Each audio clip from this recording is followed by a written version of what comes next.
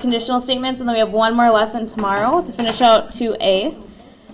So we have biconditional. Okay. Hey, you guys. I swear you guys wait until it's quiet and then you two start talking. These two just don't ever stop talking. Who? What do you mean who? Alright, what does that prefix by mean again? Two. Good. Okay, so by means two. So we have two conditionals, but it's going to be one statement. So it's an if-then.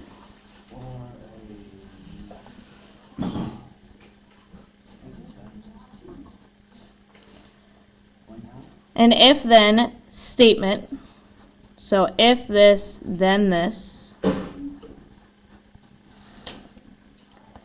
That works both ways.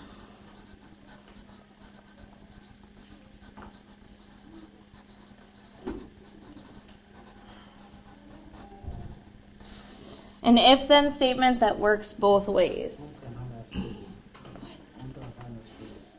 Probably not. You have enough space in your notebook, though. Okay, there's a couple ways that we can write if-then or biconditional statements. Sometimes we use, most of the time, we use if and only if. And this is always how we're going to say it. If and only if. And that means it has to be with the other part. Those two parts won't work unless they are together. Okay, we might write it as if. It looks like almost like a spelling mistake. Okay, this is if we want to write out if and only if. When we read this, we still read it as if and only if. It looks like if. Okay, what it really means is if and only if. It's the same thing. It's just so that we don't have to write out all of those words. Okay, and then if we're going to do this symbolically, we would use arrows.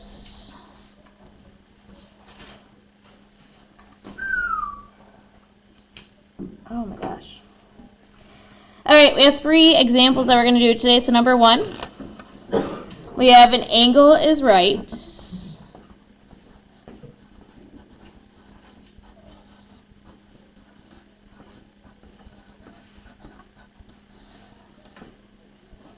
If and only if.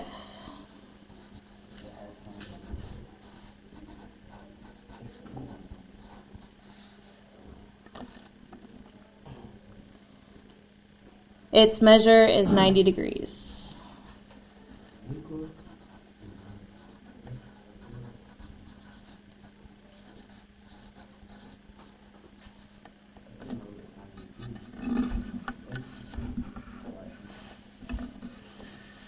Kind of. You're on the right track. Alright, so for us to decide if this is true or false, our truth value, we need to check it both directions. So our first direction would be saying, just going with what it says, an angle is right. So I'm not going to write, we won't take time to write out the whole thing today. In your practice, you'll actually have drop-down menus where you write it out. But okay, if I say, here's a right angle, I draw a right angle, I tell you it's a right angle, can you decide it is 90 degrees? Yes, that is true. Now we check the converse. What did converse mean again? Not quite opposite. That'd be like inverse. Where you switch it. Yeah, you flip it. It's kind of goofy because it feels opposite, but you have to be careful with our words. So now we're going to switch it. I'm going to start with 90 degrees. I give you a 90-degree angle. I ask you to classify it. If it says it's 90 degrees, does that mean it's a right angle? Yep, so that's true.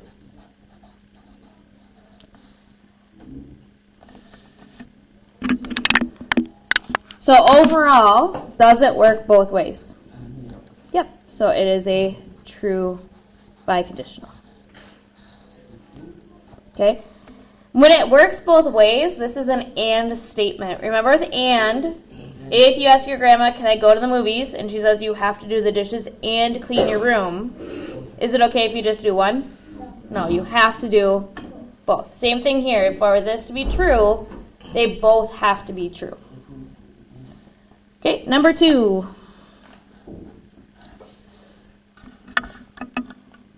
You get an A on the test.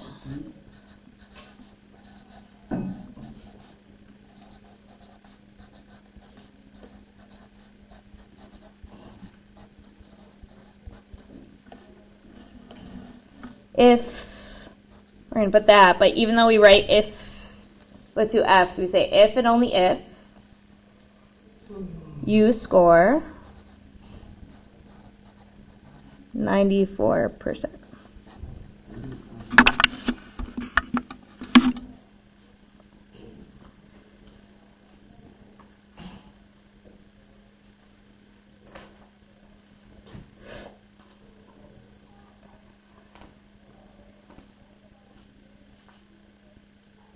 All right, so what would be one of the conditionals? How could I start this? If,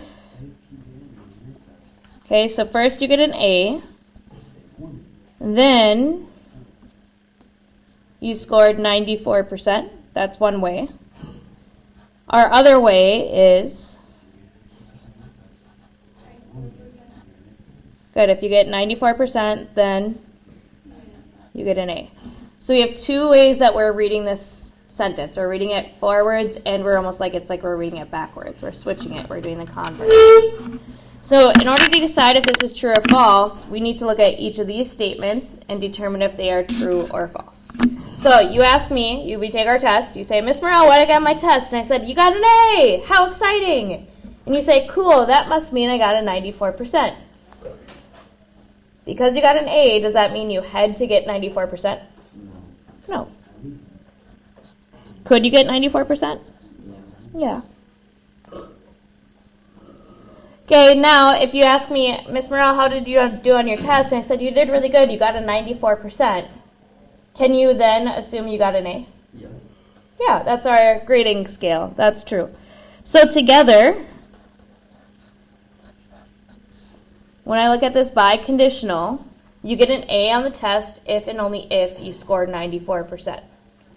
Overall, is this going to be true or false? False. And we need a counterexample. So we need to go with this first one because that's our one with the counterexample. So you get an A. But what else could it be than 94%? 96%.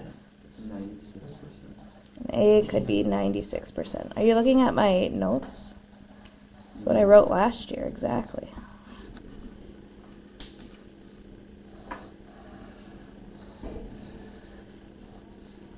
Okay, it's not saying that this is always false.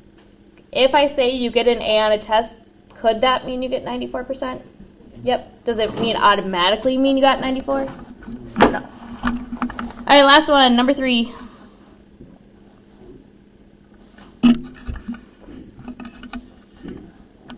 It is a school day.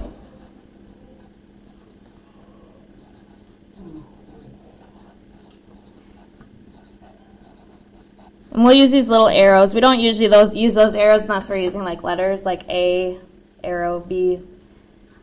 All right, I see 3 phones out. Holy moly, people, put your phones away. Put your phones away. Thanks. It is a school day if and only if you're at Apollo.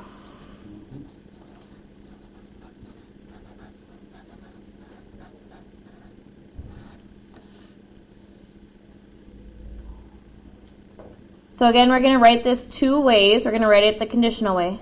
Amen. Bro. Thanks. Okay. First is the conditional, which I usually like to keep it the same way. We could go the other way, though. We could say, Apollo, you're at Apollo.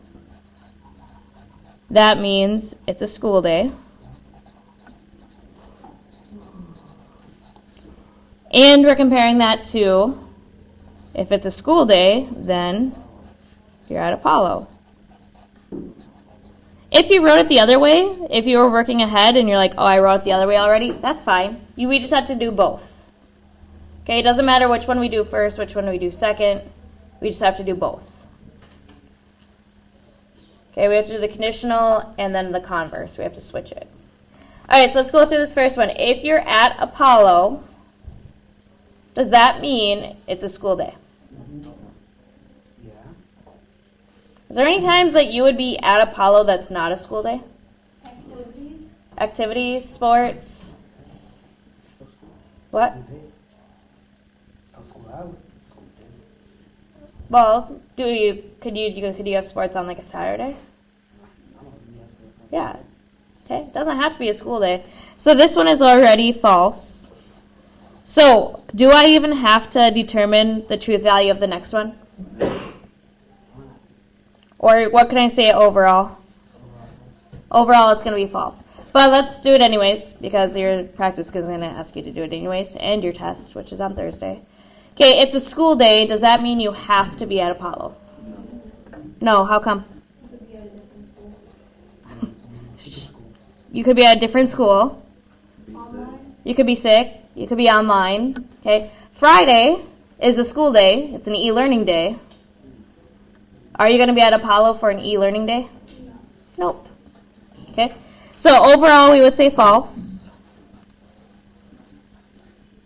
Okay. So loud, bro. Okay, it's false. We could say it could be an e-learning day. We just have to give one of those counterexamples. It could be an e-learning day. You could be sick. You could be on a field trip.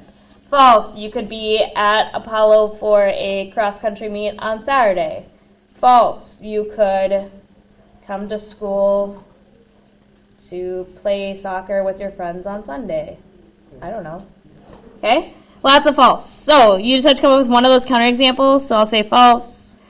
You could be at home on an e-learning day.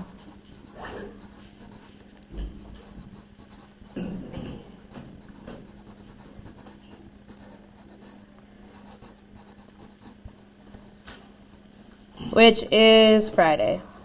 Remember, Friday you do have to log in. There is homework for your classes. There's going to be 3 problems you have to do.